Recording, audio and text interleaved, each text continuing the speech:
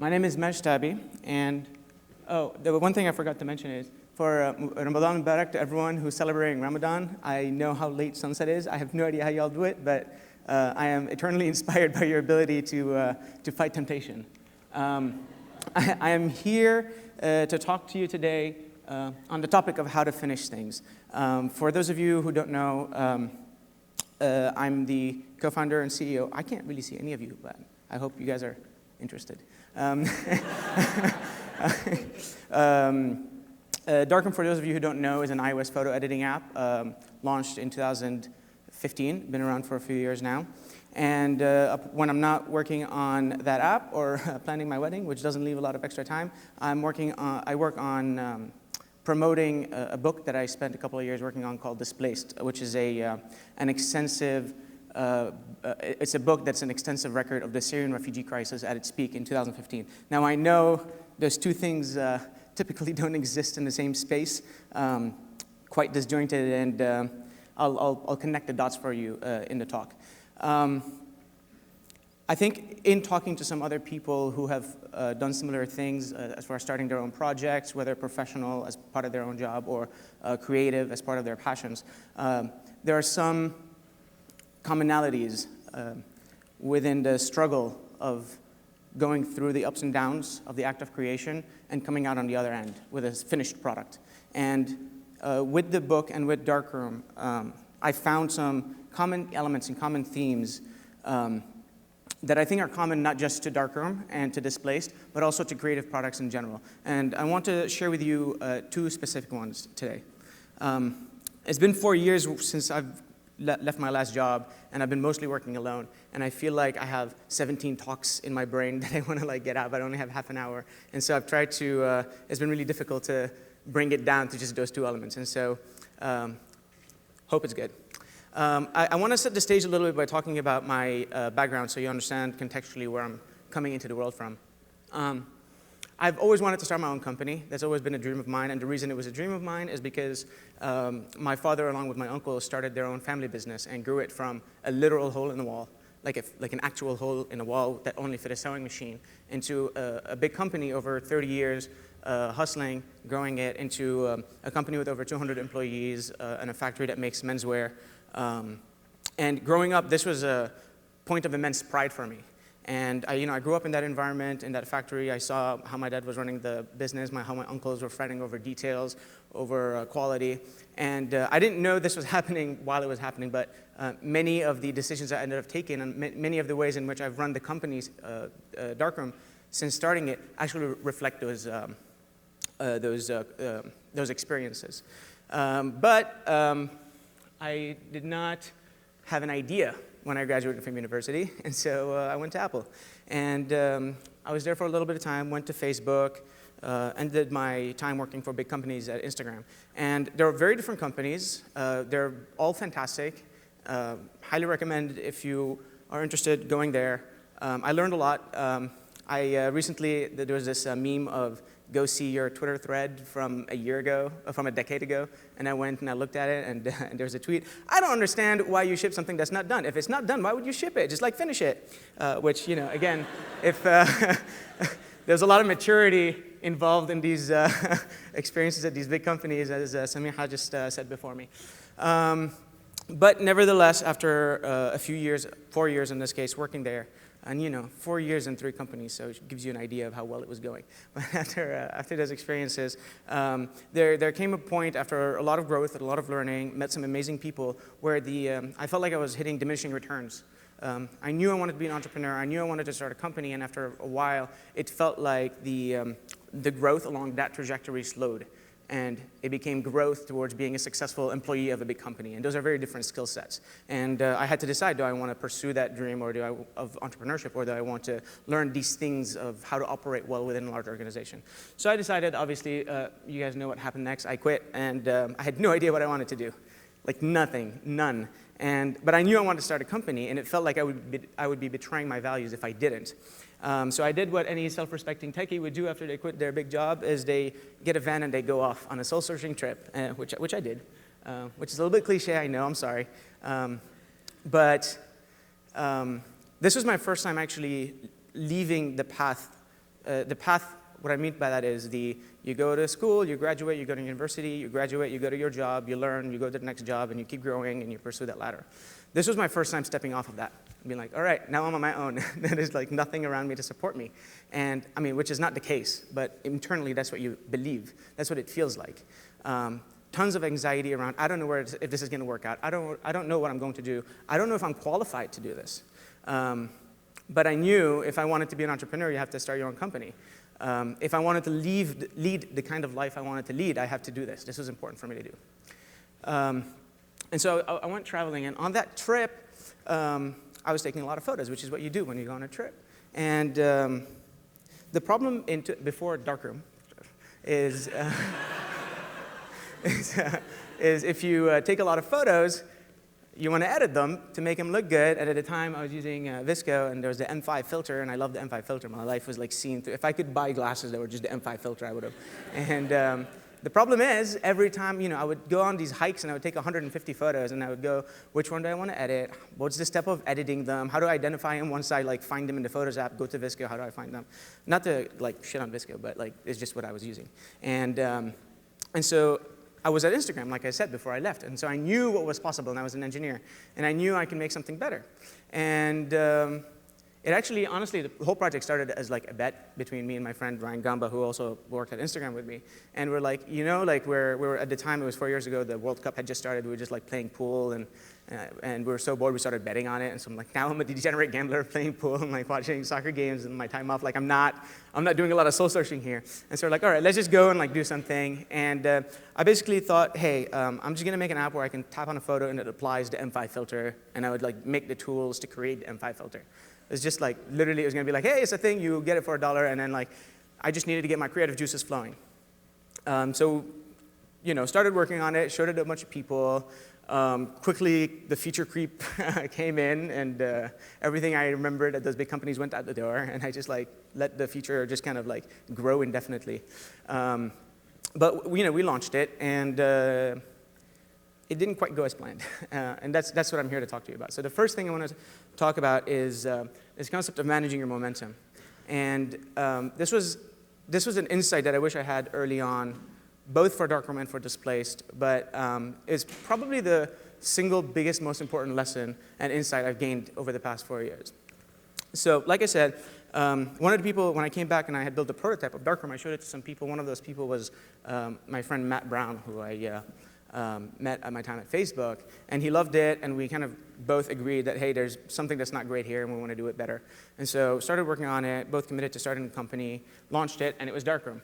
And then that same day, ta-da, Apple decided to feature us with a massive banner at the top of the App Store. We were here for about a week, and the highlight of this entire thing for me was that for a while it was that banner, and then the Instagram banner next to it, which is like an awesome thing to happen after you leave the Instagram.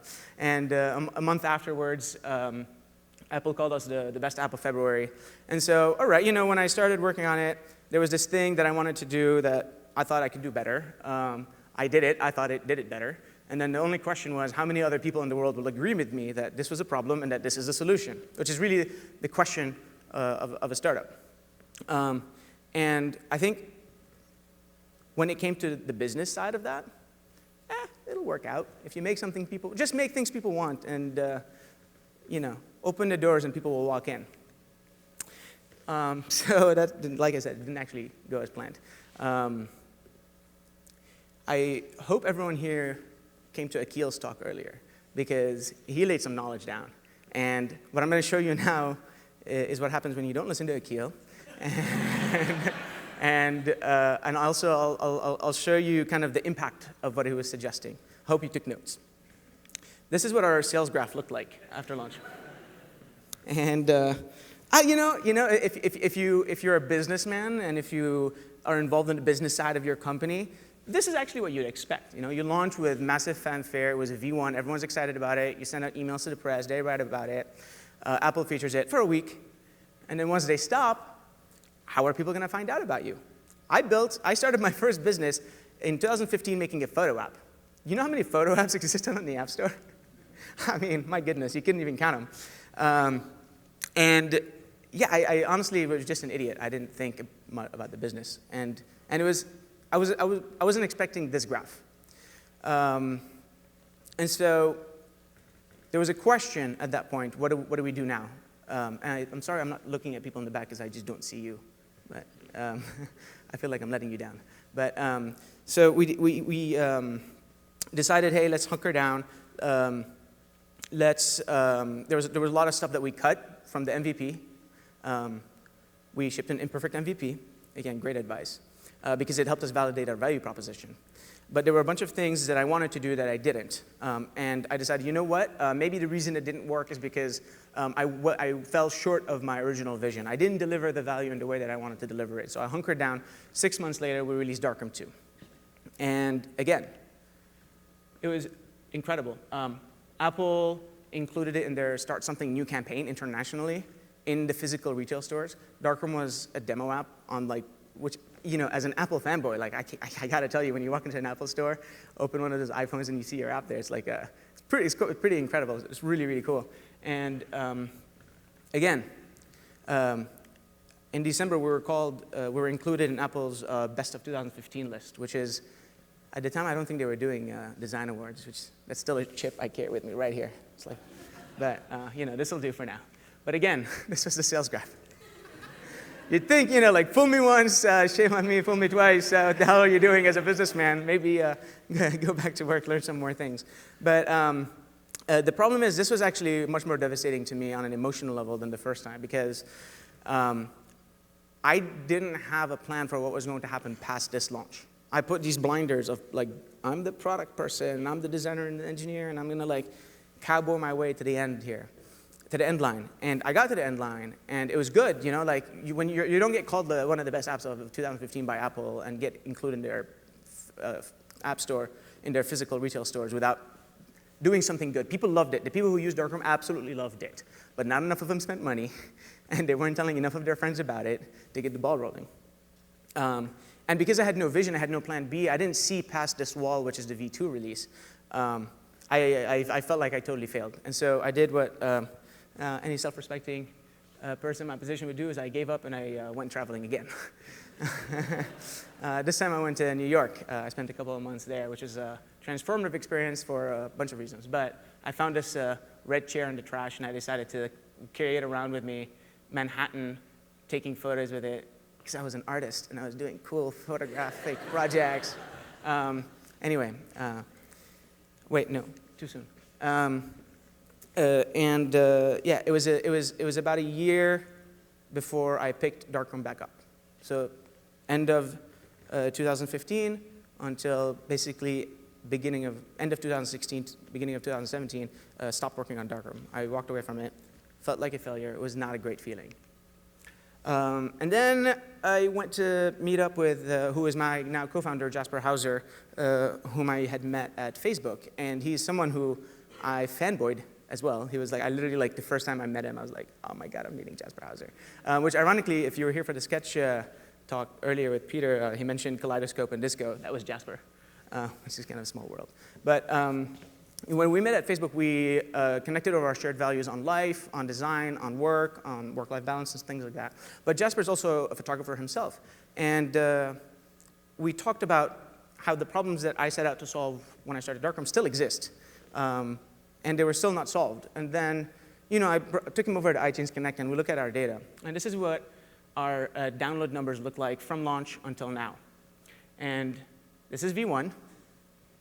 This is V2. I really wasn't lying to you guys. This is it. There was that bump, which is when Apple was included as the best of 2015, and the promotion happened around that. And then there was that long pause where nothing happened. But if you look at the numbers, if you appreciate, okay, I didn't do any work, so we're not going to grow. People were downloading the app. People continued to use the app. People continued talking about the app. So clearly there was something here. We've hit on something. This is not what failure graphs look like. And the thing is, most startups fail. We all know that. But I don't think most startups fail for the same reason, and they don't fail immediately. Because failure is defined in context of a startup as you can't pay the bills, you can't afford to pay the server cost or the personnel cost to keep operating. But success is much more arbitrary. You get to define your own level of success. Most startups, I believe, in the case of Darkroom especially, fall in that gray zone. What happens if you can afford to keep the business running, but you're not making enough money to be a success, to really grow? Then you've got some really freaking hard questions to ask yourself. Do I dig in? Do I put my head down and push through? Or do I not? In other words, do you persist and persevere, or are you just being a stubborn idiot? How do you tell the difference between that? You just, hindsight, honestly. You just don't know.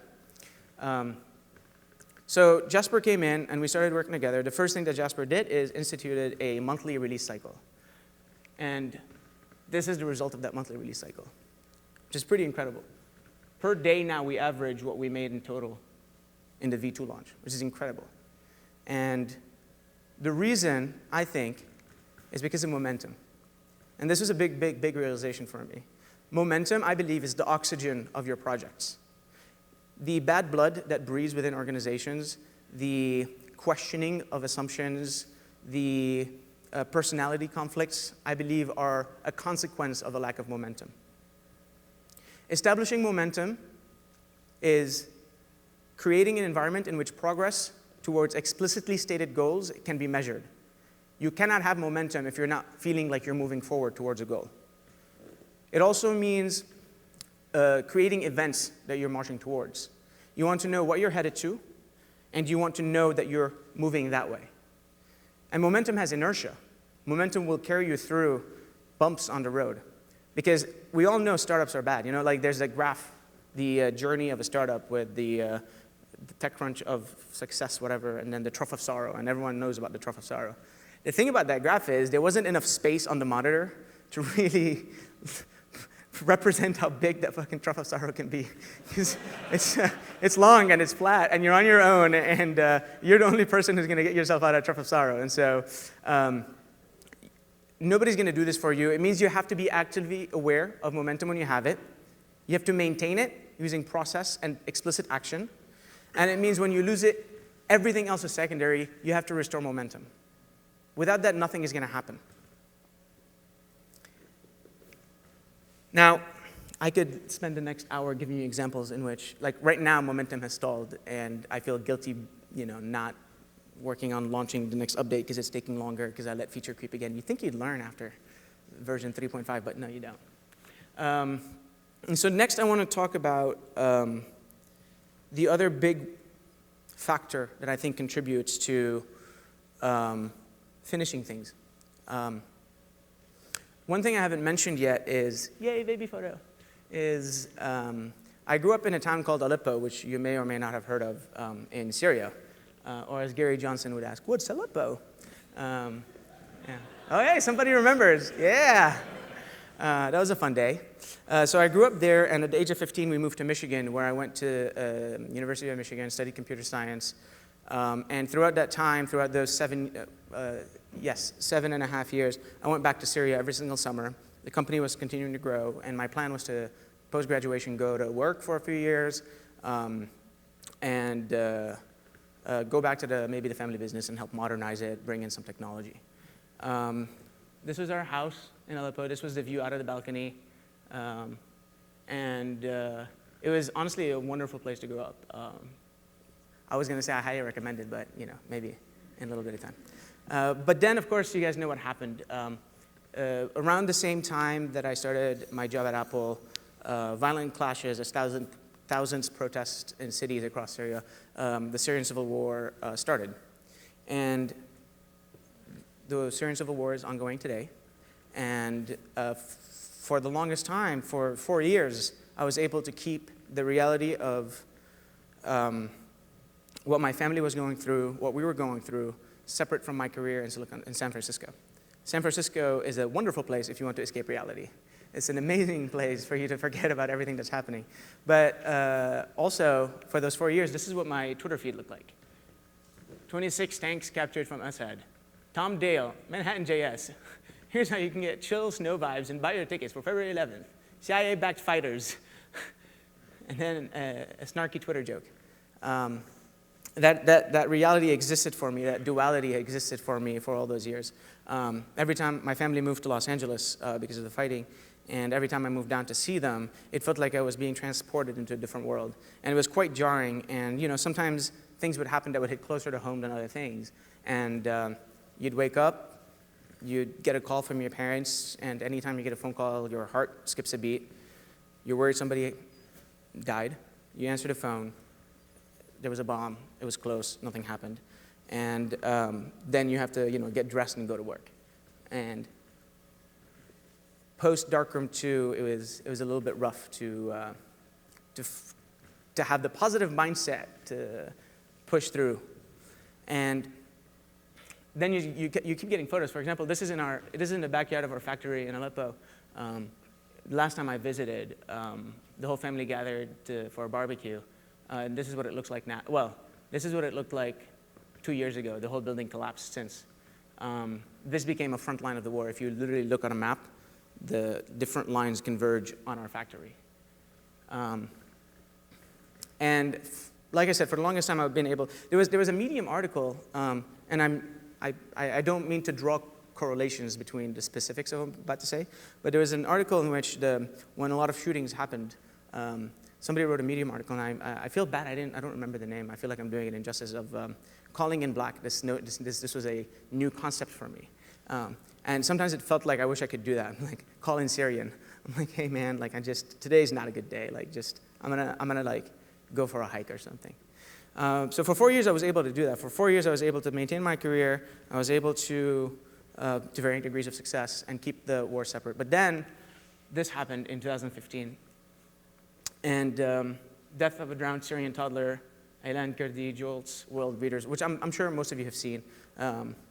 And it was everywhere. It was on every single front page of every newspaper in the world. And suddenly, everyone had an opinion. Suddenly, everyone was talking about it. Suddenly, this thing that I was keeping separate in my brain, I was no longer able to do that. Suddenly, people had opinions. And sometimes those opinions were wrong. And there was a gap between what I saw and what I experienced and what I knew to be reality and what the media was saying and what people believed. And if I, as someone who is not working in a big organization, who had financial freedom from my time at those companies, didn't use that financial freedom to do something to help the people, my people, who speaks Arabic and English, who's friends with photographers, doesn't do something, who am I deferring that responsibility to? So this timing coincided with the launch of Darkroom 2, me being in New York, and it basically boiled over, and I wanted to do something. And so at the time, I was having cocktails with my friend Sarah Cairns, who's a photographer in New York, and I shared this with her. And by some stroke of luck, what's the expression? Stroke of luck. She was able to take 10 weeks off to travel through Europe documenting the refugee crisis. We announced a Kickstarter, we launched it, and I'd like to share with you a video, the official video of the project, to give you an understanding of what it is that we did and why we did it.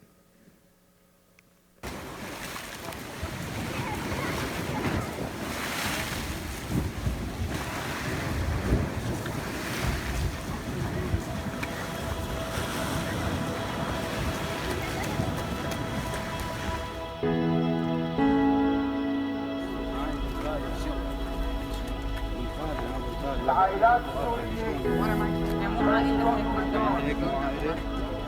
طب وين الكاميرا تاعنا نروح عليه؟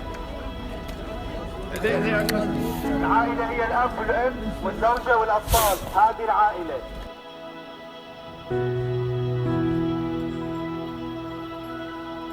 ولاد العم ولاد الخال والعم والخال لا يعتبر عائلة.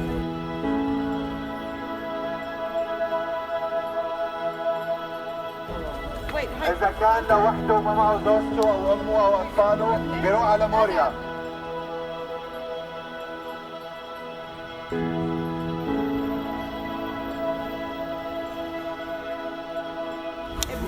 أوكي هاي عائلة. عائلة ولا لا؟ كمان عائلات يفضلهم عائلات يفضلهم. قبل شوي قلنا العائلات ولا الشباب السوريين.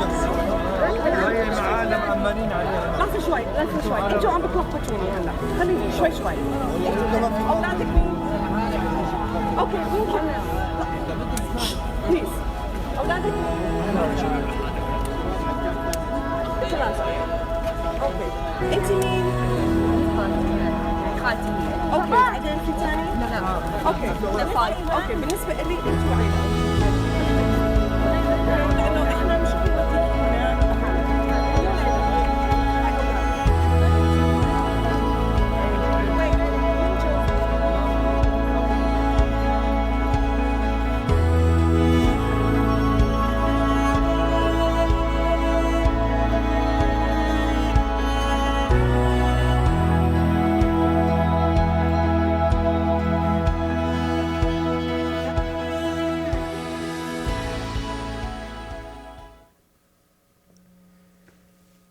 So, thank you.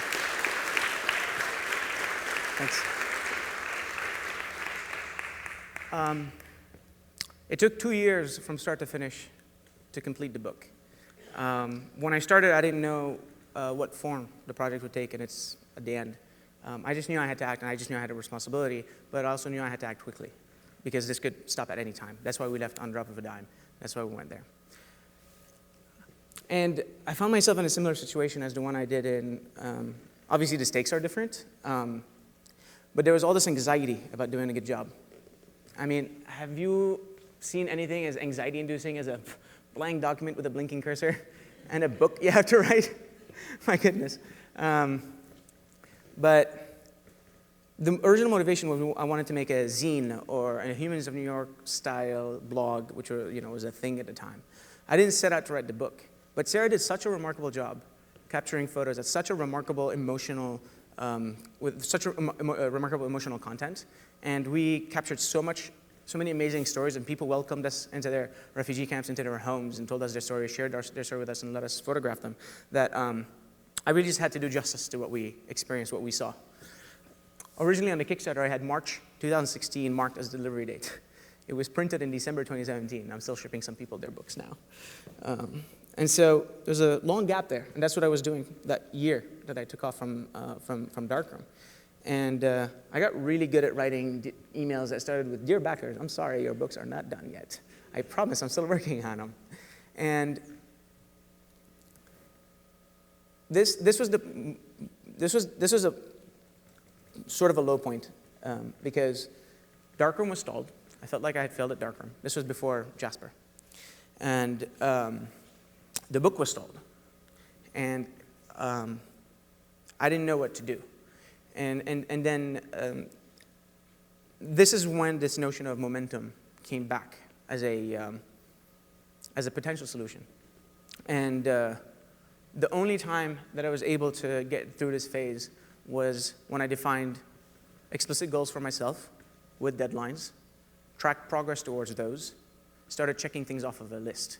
Once that happened, I started making progress. I knew I was on the right track. But still, I had to write a book, for God's sake. I'm an engineer. I studied computer science. What do I know about layout? Like, the first thing I did is I opened Google. I'm like, what program to make book? And then, and then the second search query was how to use InDesign.